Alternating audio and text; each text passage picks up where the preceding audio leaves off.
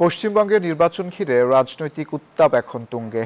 একদিকে শাসক দল তৃণমূল, অন্যদিকে বিজেপি, দুই শিবিরই জোরদার প্রচারে ব্যস্ত। শেষ মুহূর্তের প্রচারণাতেও চলছে পাল্টাপাল্টি আক্রমণ আর রাজ্যের উন্নয়নের ফুলঝুরি। কলকাতা থেকে ভাস্কর সদরের পাঠানো তথ্যচিত্রের রিপোর্ট।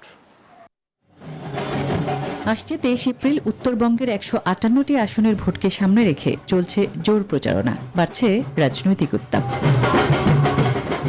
রাজ্যের বিধানসভা নির্বাচনের প্রচারণায় আসামের মুখ্যমন্ত্রী হিমন্ত বিশ্ব শর্মা বলেন, বিজেপি ক্ষমতায় এলে বাংলাদেশ সীমান্ত কঠোরভাবে নিয়ন্ত্রণ করা হবে। তৃণমূলের বিরুদ্ধে বাংলাদেশি অনুপ্রবেশকারীদের সঙ্গে আতাতের অভিযোগও তোলে বিজেপি।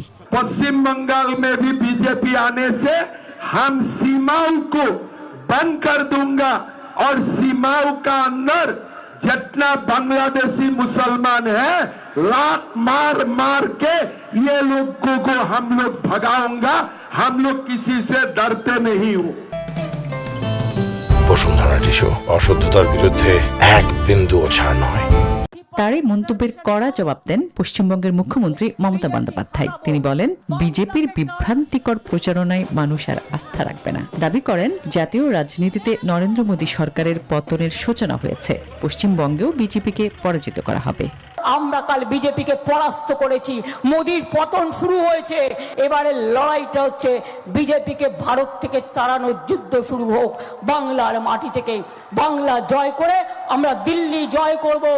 তবে এমন কাঁদা ছোড়াছুড়ির মধ্যেও প্রার্থীরা দিচ্ছেন রাজ্যের উন্নয়নের প্রতিশ্রুতি, চাইছেন রাজ্যবাসীর সমর্থন। Desk report, news 24।